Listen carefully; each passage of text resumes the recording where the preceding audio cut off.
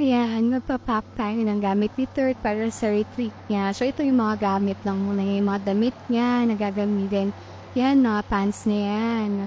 Nagagamitin dun sa retreat. Yan, at least 4 pants ata pinadala ko. Tapos isang jogging pants.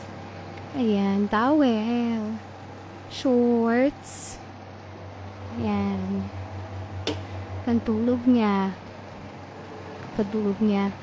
Tapos, ayan, kailangan daw at least 5 letran shirts. So, kompleto ko naman siya. Ayan, puro letran shirts na yan. Pag wala daw letran shirt, pwede naman color blue na shirt. Tapos, ayan. Ayan, puro letran yan. Tapos, yan, sweater. Tapos, kailangan nila magdala ng formal na damit. So, din ako siya ng polo. Siya ng slacks. Ayan, mga sando. Tapos, 2 t-shirt na puti. Pantulog niya rin.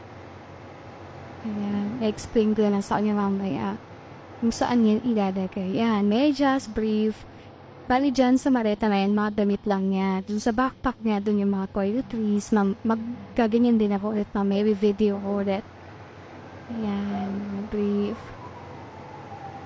Yan yung sweater niya. I mean, yung jacket niya. Ayan, tapos na ako magpack.